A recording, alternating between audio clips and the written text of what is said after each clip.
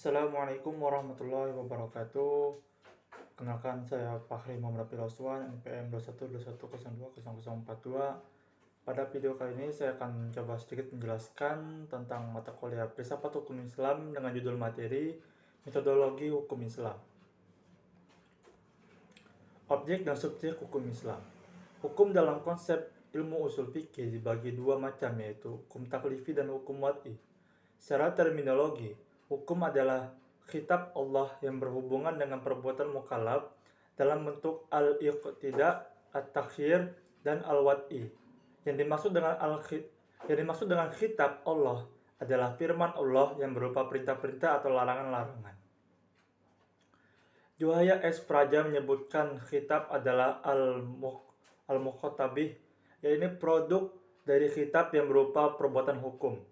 Juhaya S. Praja juga mengatakan bahwa yang dimaksud dengan al-iqtiqa atau imperatif ialah tuntutan untuk melakukan suatu perbuatan atau untuk tidak melakukan suatu perbuatan. Jika tidak dilaksanakan akan mendapat dosa dan siksaan, disebut dengan wajib. Sedangkan tuntutan yang harus ditinggalkan jika dilakukan akan berdosa dan mendapat siksa, disebut dengan haram. At-takhyir atau fakultatif ialah apabila hakim memberikan pilihan kepada mukallaf untuk melakukan suatu perbuatan atau tidak melakukannya. Yang disebut dengan al-ibahah ialah perbuatan yang disebut dengan mubah. Ada beberapa hukum taklifi. Yang pertama yaitu ijab, yaitu firman yang menuntut suatu perbuatan dengan tuntutan yang pasti. Yang kedua ialah nadab, yaitu firman yang menuntut suatu perbuatan dengan tuntutan yang tidak pasti. Menurut ulama Hanafiyah, hukum taklifi dibagi menjadi 7, yaitu fardu, wajib, tahrim, karohah tanzih, nadab, dan ibahah. Menurut ulama Hanafiyah, jika suatu perintah didasarkan pada dalil yang pasti seperti Al-Quran dan hadis mutawatir, perintah itu disebut dengan perintah fardu. Akan tetapi jika perintah itu didasarkan pada dalil yang zonni atau perintah itu dinamakan wajib. Demikian pula halnya dengan larangan. Jika larangan itu didasarkan pada dalil qot'i disebut haram.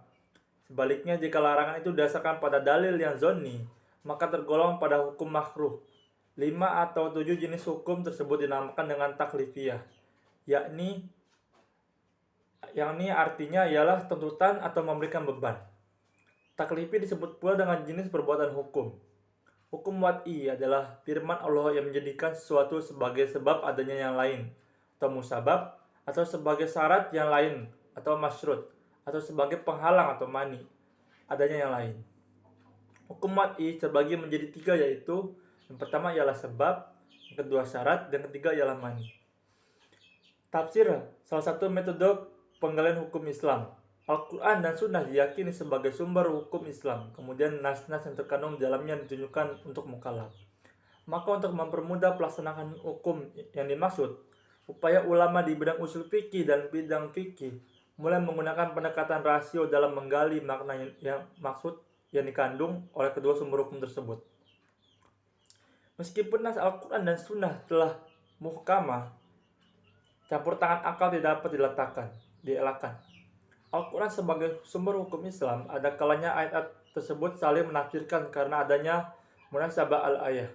Tetapi tidak jarang ayat tersebut membutuhkan hadis untuk menjelaskannya, atau melalui pendekatan ijtihad yang sepenuhnya menggunakan rasio.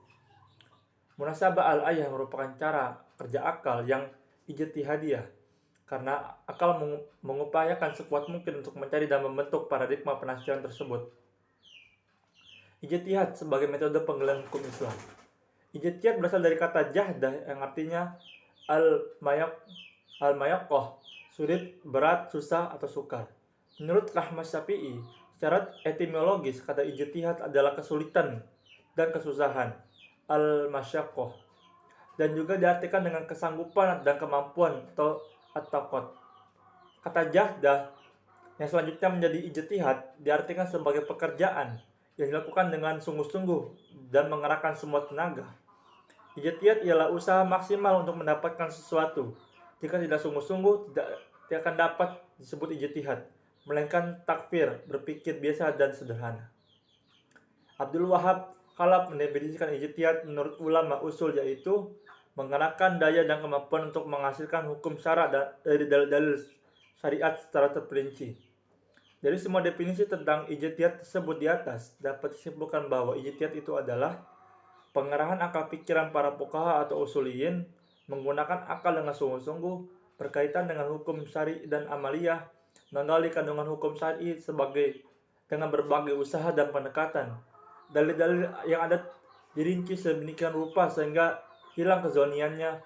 Hasil ijtihad berbentuk fikih sehingga mudah untuk diamalkan. Mungkin itu saja yang dapat saya sampaikan. Kurang dan lebihnya mohon maaf. Saya akhiri. Wassalamualaikum warahmatullahi wabarakatuh.